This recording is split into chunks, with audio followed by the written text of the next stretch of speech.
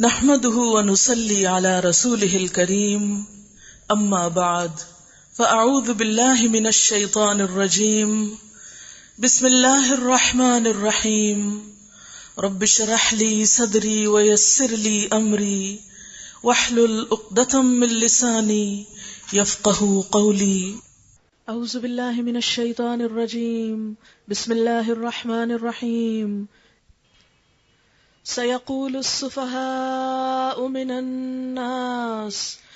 الناس ما ولاهم عن قبلتهم التي كانوا عليها قل لله المشرق والمغرب يهدي من يشاء إلى صراط مستقيم۔ شروع اللہ کے نام سے جو بے انتہا مہربان نہایت رحم فرمانے والا ہے۔ نادان لوگ ضرور کہیں گے انہیں کیا ہوا کہ پہلے یہ جس قبلے کی طرف رخ کر کے نماز پڑھتے تھے اس سے یکایک پھر گئے۔ اے نبی صلی اللہ علیہ وسلم ان سے کہیے مشرق اور مغرب سب اللہ کے ہیں، اللہ جسے چاہتا ہے سیدھی راہ دکھا دیتا ہے، اور اسی طرح تو ہم نے تمہیں ایک امت وسط بنایا ہے تاکہ تم دنیا کے لوگوں پر گواہ ہو اور رسول تم پر گواہ ہو۔ پہلے جس طرف تم رخ کرتے تھے اس کو تو ہم نے صرف یہ دیکھنے کے لیے قبلہ مقرر کیا تھا کہ کون رسول صلی اللہ علیہ وسلم کی پیروی کرتا ہے اور کون الٹا پھر جاتا ہے۔ یہ معاملہ تھا تو بڑا سخت، مگر ان لوگوں کے لیے کچھ بھی سخت ثابت نہ ہوا جو اللہ کی ہدایت سے فیض یاب تھے۔ اللہ تمہارے اس ایمان کو ہرگز ضائع نہ کرے گا، یقین جانو کہ وہ لوگوں کے حق میں نہایت شفیق اور رحیم ہے۔ یہ تمہارے منہ کا بار بار آسمان کی طرف اٹھنا ہم دیکھ رہے ہیں، لو ہم اسی قبلے کی طرف تمہیں پھیرے دیتے ہیں جسے تم پسند کرتے ہو، مسجد حرام کی طرف رخ پھیر دو، اب جہاں کہیں تم ہو اسی کی طرف منہ کر کے نماز پڑھا کرو۔ یہ لوگ جنہیں کتاب دی گئی تھی خوب جانتے ہیں کہ یہ حکم ان کے رب ہی کی طرف سے ہے اور بالکل سچا ہے، مگر اس کے باوجود یہ جو کچھ کر رہے ہیں اللہ اس سے غافل نہیں ہے۔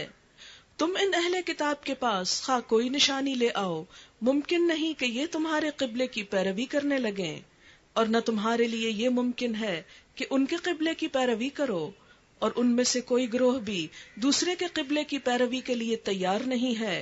اور اگر تم نے اس علم کے بعد جو تمہارے پاس آ چکا ہے ان کی خواہشات کی پیروی کی تو یقیناً تمہارا شمار ظالموں میں ہوگا۔ جن لوگوں کو ہم نے کتاب دی ہے وہ اس مقام کو جسے قبلہ بنایا گیا ہے ایسا پہچانتے ہیں جیسا اپنی اولاد کو پہچانتے ہیں، مگر ان میں سے ایک گروہ جانتے بوجھتے حق کو چھپا رہا ہے۔ یہ قطعی ایک امر حق ہے تمہارے رب کی طرف سے، لہٰذا تم اس کے متعلق کسی شک میں ہرگز نہ پڑو۔ ہر ایک کے لیے ایک رخ ہے جس کی طرف وہ مڑتا ہے، بس تم بھلائیوں کی طرف سبقت کرو، جہاں بھی تم ہوگے اللہ تمہیں پالے گا، اس کی قدرت سے کوئی چیز باہر نہیں ہے۔ تمہارا گزر جس مقام سے بھی ہو وہیں سے اپنا رخ نماز کے وقت مسجد حرام کی طرف پھیر دو، کیونکہ یہ تمہارے رب کا بالکل برحق فیصلہ ہے اور اللہ تم لوگوں کے اعمال سے بے خبر نہیں ہے۔ اور جہاں سے بھی تمہارا گزر ہو اپنا رخ مسجد حرام ہی کی طرف پھیرا کرو، اور جہاں بھی تم ہو اسی کی طرف منہ کر کے نماز پڑھو تاکہ لوگوں کو تمہارے خلاف کوئی حجت نہ ملے۔ ہاں جو ظالم ہیں ان کی زبان کسی حال میں بند نہ ہوگی، تو تم ان سے نہ ڈرو بلکہ مجھ سے ڈرو، اور اس لیے کہ میں تم پر اپنی نعمت پوری کر دوں، اور اس توقع پر کہ میرے اس حکم کی پیروی سے تم اسی طرح فلاح کا راستہ پاؤ گے جس طرح تمہیں اس چیز سے فلاح نصیب ہوئی کہ میں نے تمہارے درمیان خود تم میں سے ایک رسول بھیجا۔ کما ارسلنا فیکم رسولا منکم یتلو علیکم آیاتنا ویزکیکم ویعلمکم الکتاب والحکمت ویعلمکم ما لم تکونوا تعلمون۔ میں نے تمہارے درمیان خود تم میں سے ایک رسول بھیجا جو تمہیں میری آیات سناتا ہے، تمہاری زندگیوں کو سنوارتا ہے، تمہیں کتاب اور حکمت کی تعلیم دیتا ہے، اور تمہیں وہ باتیں سکھاتا ہے جو تم نہ جانتے تھے، لہٰذا تم مجھے یاد رکھو، میں تمہیں یاد رکھوں گا، اور میرا شکر ادا کرو اور کفران نعمت نہ کرو۔ دوسرے پارے کی ابتدا ہوتی ہے قبلے کی تبدیلی کی بات سے۔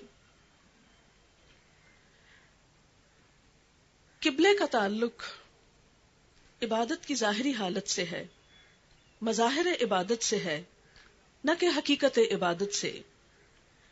قبلے کا اصل مقصد عبادت کی تنظیم کے لیے، ڈسپلن کے لیے لوگوں کو ایک عمومی رخ دینا ہے، ورنہ ہر سمت اللہ کی سمت ہے۔ وہ اپنے بندوں کے لیے جو سمت بھی مقرر کر دے وہی اس کی پسندیدہ عبادتی سمت ہوگی، خواہ وہ مشرق کی طرف ہو یا مغرب کی طرف۔ نبی اکرم صلی اللہ علیہ وسلم جب مدینہ تشریف لائے ہجرت کرنے کے بعد تو 16-17 مہینے تک بیت المقدس کی طرف منہ کر کے نماز پڑھتے رہے۔ بیت المقدس مسلمانوں سے قبل اہل کتاب کا، یہود و نصارہ کا قبلہ تھا، جس کی طرف منہ کر کے حضرت سلیمان علیہ السلام کے زمانے سے عبادت کی جاتی تھی۔ ایک لمبے عرصے تک اس طرف عبادت کرنے کی وجہ سے قبلہ اول کو ایک بہت مقدس مقام حاصل ہو گیا تھا۔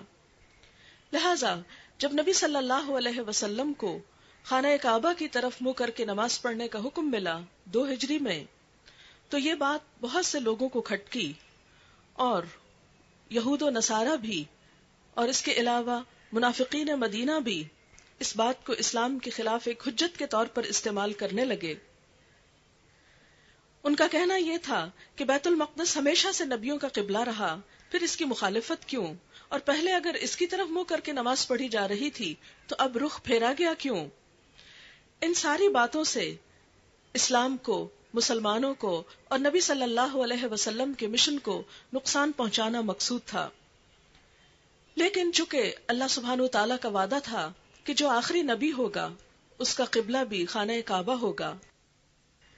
روایات میں آتا ہے کہ ہجرت کے تقریباً 17 ماہ بعد جب یہ حکم آ گیا تو نبی صلی اللہ علیہ وسلم اپنے صحابہ کی ایک جماعت کے ساتھ مدینہ میں نماز ادا کر رہے تھے۔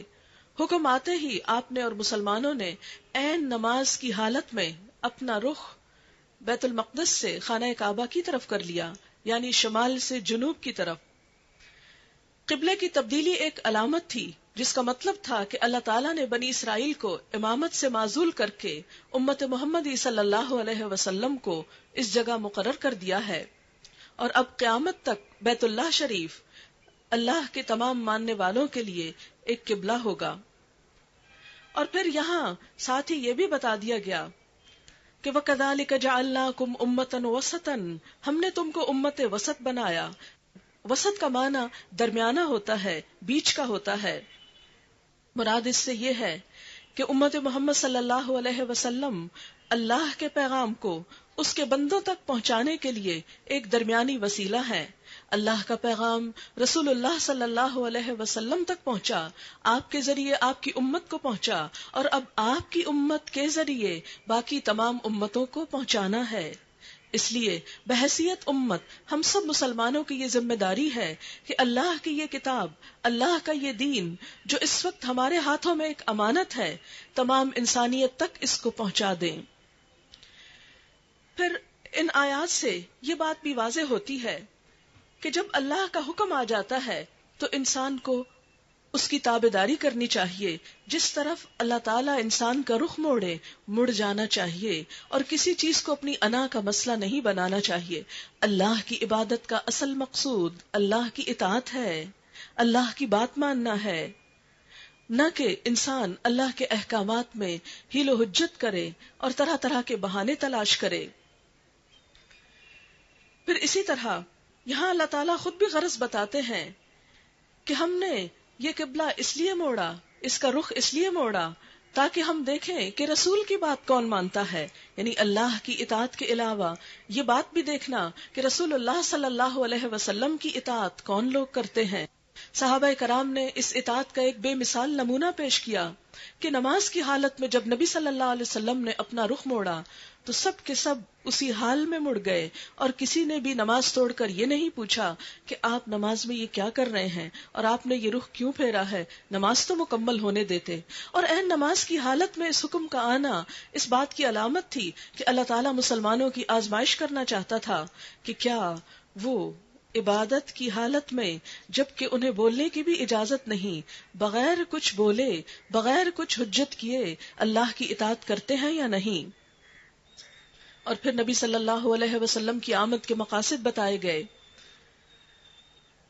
اور وہ کیا ہیں؟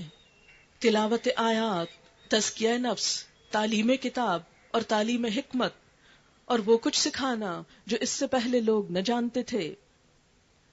پھر فرمایا فَاذْكُرُونِي أَذْكُرْكُمْ، تم مجھ کو یاد کرو میں تمہیں یاد کروں گا، وَاشْكُرُوا لِي وَلَا تَكْفُرُونِي، اور میرا شکر ادا کرو اور میری ناشکری نہ کرو۔ دین کس چیز کا نام ہے؟ دین اللہ کی معرفت کا نام ہے، اللہ کی پہچان جس دل میں آتی ہے وہ دل شکر سے لبریز ہو جاتا ہے۔ جس شخص کا دل شکر سے لبریز ہو جاتا ہے اس کی زبان اللہ کے ذکر سے تر ہو جاتی ہے۔ لہذا یہاں پر عبادت میں رخ موڑنے کے بعد جس بات کا حکم دیا جا رہا ہے وہ یہ کہ اصل مقصود اور دین کی اصل حقیقت کیا ہے کہ اپنے رب کی بات مانی جائے، اس کا شکر ادا کیا جائے، اس کا ذکر کیا جائے اور اس کی ناشکری نہ کی جائے۔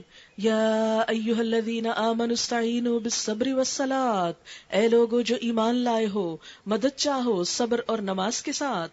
ان اللہ مع الصابرین، بے شک اللہ صبر کرنے والوں کے ساتھ ہے۔ حقیقت یہ ہے کہ زندگی غم اور خوشی دونوں کا مجموعہ ہے۔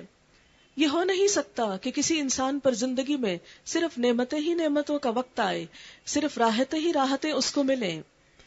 لیکن جب انسان دین کے معاملے میں یا دنیا کے کسی معاملے میں کسی مشکل کو پاتا ہے تو اس کا حل کیا ہے؟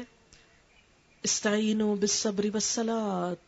اس کا حل دو چیزوں میں ہے، نمبر 1 صبر سے کام لے، نمبر 2 نماز سے کام لے۔ صبر کیا ہے؟ صبر اپنے آپ کو کسی نیگیٹو ری ایکشن سے، منفی رویے سے بچانا ہے، اور نماز دراصل اللہ کی یاد کا نام ہے۔ نبی صلی اللہ علیہ وسلم کا طریقہ یہ تھا کہ جب بھی آپ کو کوئی مشکل چیز پیش آتی تو فوری طور پر نماز کی طرف لپکتے، یعنی صلاۃ حاجت کا بھی اشارہ ملتا ہے کہ انسان جب بھی کسی مشکل میں پڑ جائے اس کے لیے لازم ہے کہ وہ بہترین طریقے سے وضو کرے، پھر 2 رکعت نماز نفل ادا کرے، اللہ کی حمد و ثنا کرے اور اس کے سامنے مسنون دعائے حاجت پڑھ کر اپنی حاجت رکھے، تو انشاءاللہ اللہ تعالیٰ اس کی اس مشکل کو آسان فرما دیں گے، کیونکہ یہ طریقہ اللہ ہی کا بتایا ہوا ہے اور نبی صلی اللہ علیہ وسلم کا اختیار کردہ۔ انسان کو پیش آنے والی مشکلات میں سب سے بڑی مشکل جانوں کا چلے جانا، اور خاص طور پر اللہ کی راہ میں جان دیا جانا۔ اس کے بارے میں فرمایا، اور جو لوگ اللہ کی راہ میں مارے جائیں انہیں مردہ نہ کہو، ایسے لوگ تو حقیقت میں زندہ ہیں مگر تمہیں ان کی زندگی کا شعور نہیں ہوتا، اور ہم ضرور تمہیں خوف اور خطر، فاقہ کشی، جان و مال کے نقصانات اور آمدنیوں کے گھاٹے میں مبتلا کر کے تمہاری آزمائش کریں گے۔ ان حالات میں جو لوگ صبر کریں اور جب کوئی مصیبت پڑے تو کہیں ہم اللہ ہی کے ہیں اور اللہ ہی کی طرف ہمیں پلٹ کر جانا ہے۔ الذین اذا اصابتهم مصیبۃ قالوا انا للہ وانا الیہ راجعون۔ انا للہ وانا الیہ راجعون پڑھنا دراصل مصیبت کے وقت اللہ کو یاد کرنا ہے۔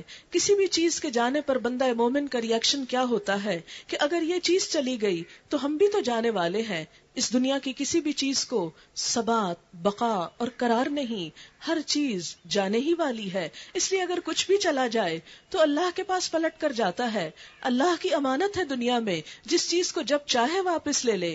ہمیں جو کچھ بھی ملا ہے، جو نعمتیں بھی ہمارے پاس ہیں، یہ ہماری ذاتی ملکیت نہیں ہے، یہ سب دراصل اللہ کا احسان اور اس کی طرف سے ایک امانت ہے ہمارے پاس۔ اور جب امانت والا اپنی امانت لینے کو آئے تو اس پر ناراض ہونے کی بجائے، آپے سے باہر ہونے کی بجائے صبر کے ساتھ اللہ کا یہ ذکر کیا جائے۔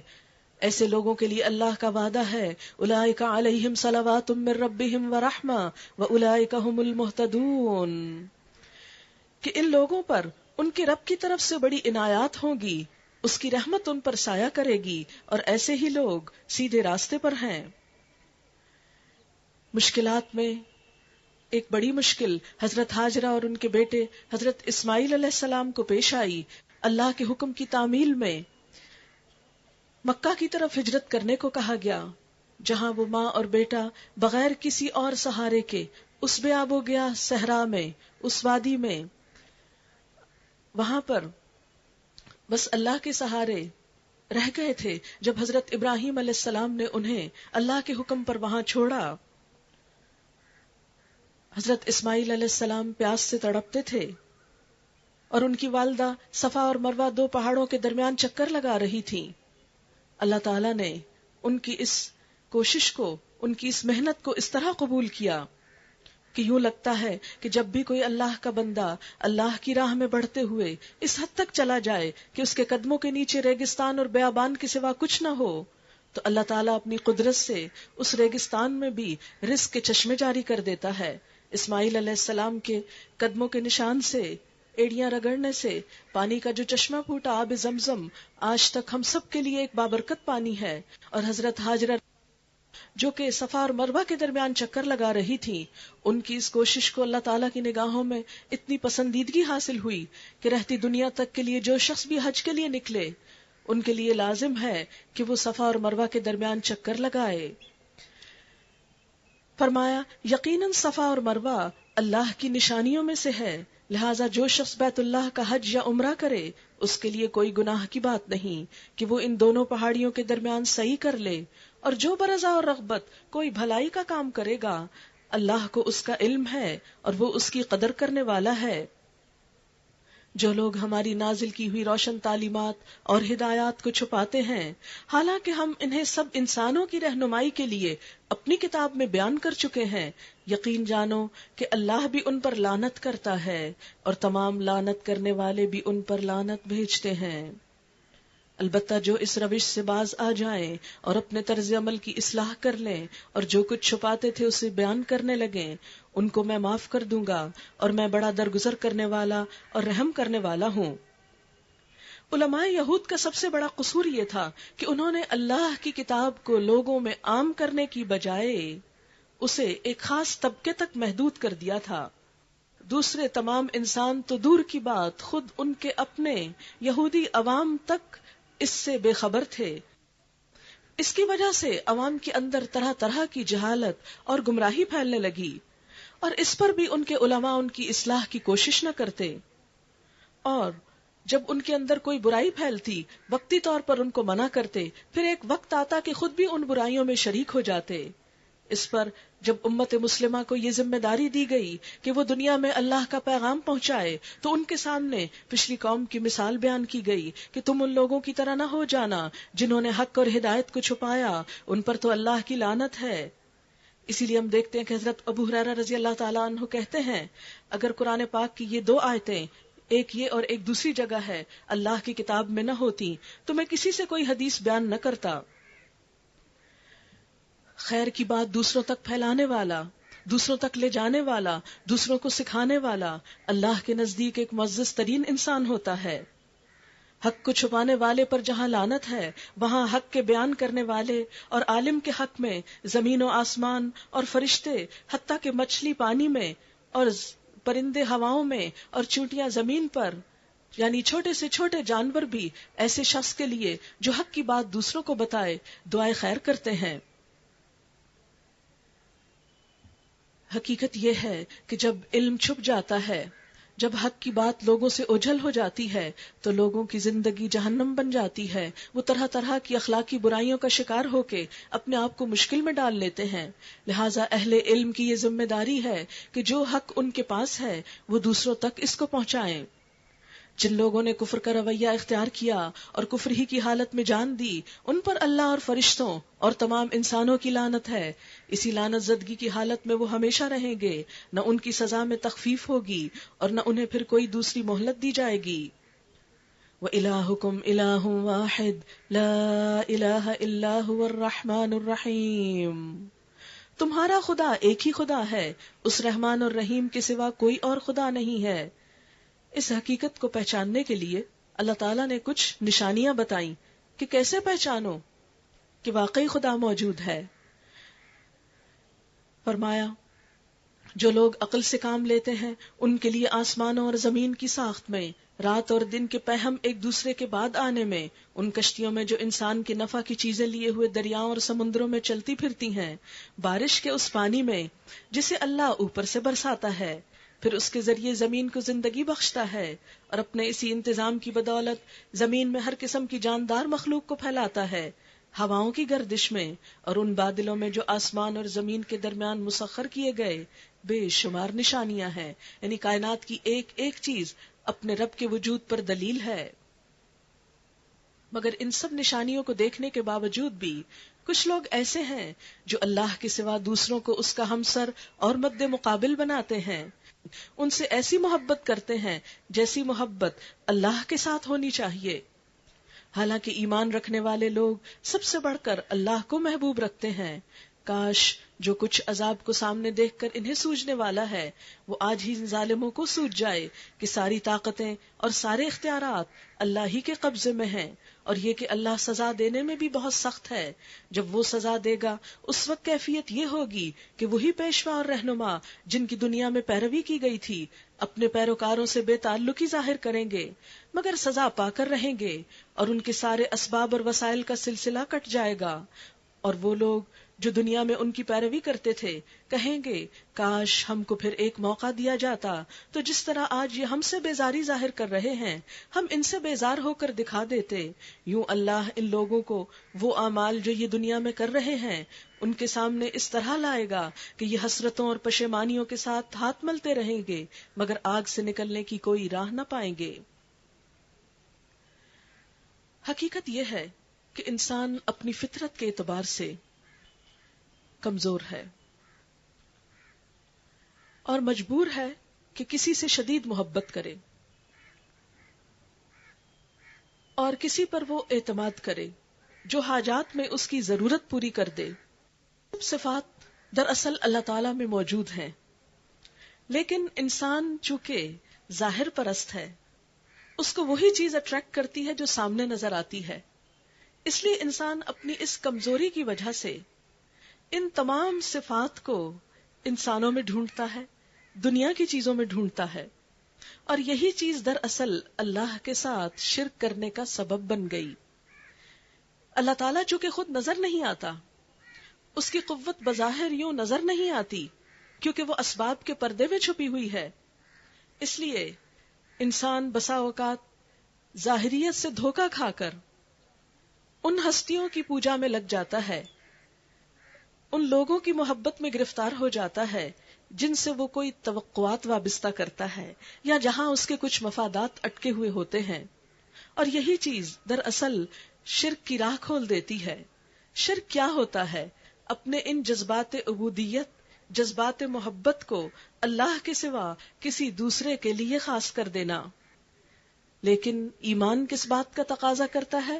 والذین آمنوا اشد حبا للہ، وہ لوگ جو ایمان لائیں وہ اللہ کی محبت میں سب سے زیادہ شدید ہوتے ہیں، سب سے آگے ہوتے ہیں. لیکن انسان بسا اوقات اس محبت تک پہنچنے سے پہلے راستے میں دوسری چیزوں سے متاثر ہو کر ان میں کھو جاتا ہے. لہذا اصل ایمان کیا ہے؟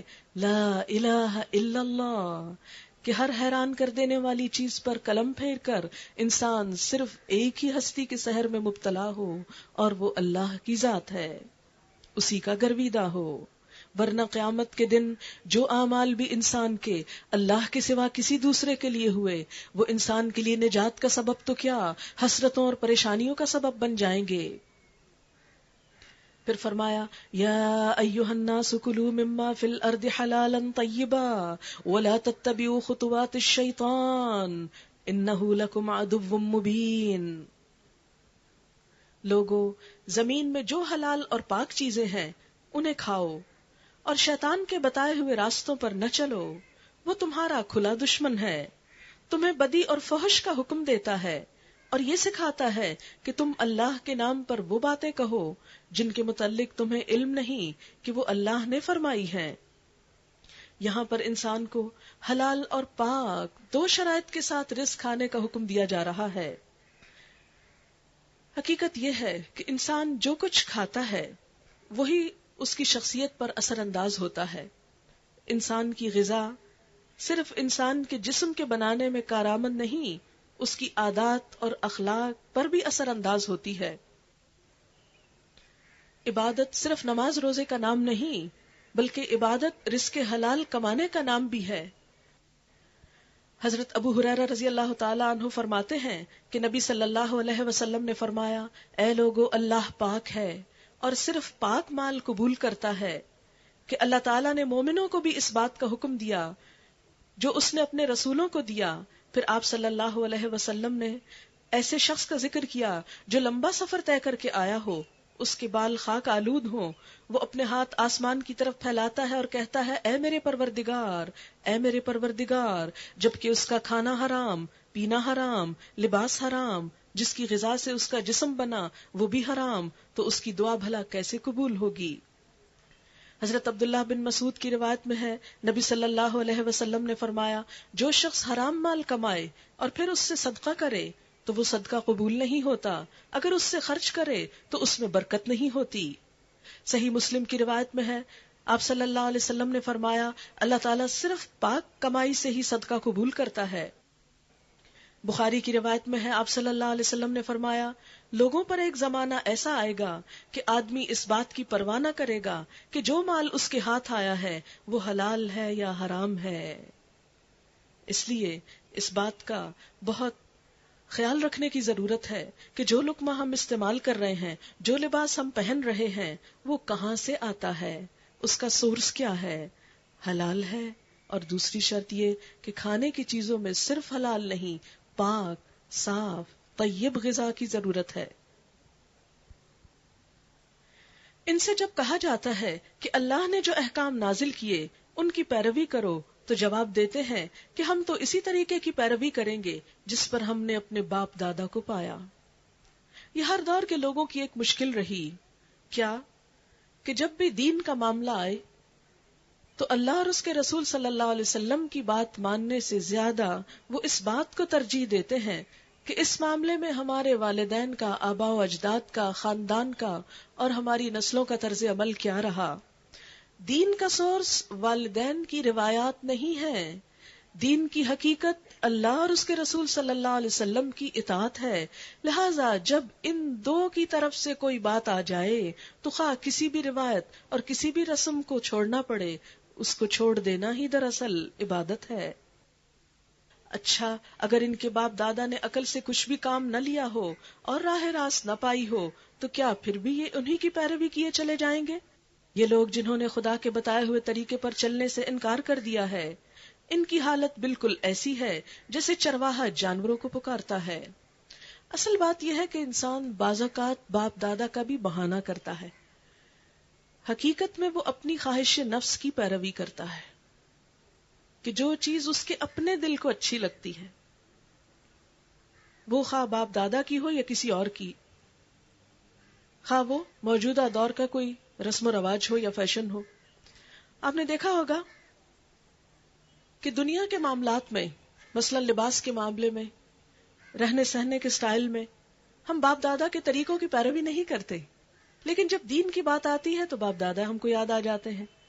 تو پھر بات اصل میں کیا ہے؟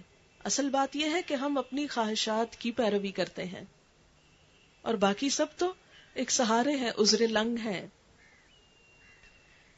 پھر آپ دیکھیے کہ جس شخص کے سامنے صرف خواہش نفس کی پیروی کرنا ہو، اس کے لیے کوئی دلیل اور کوئی بھی اللہ اور اس کے رسول صلی اللہ علیہ وسلم کی بات کوئی حیثیت نہیں رکھتی۔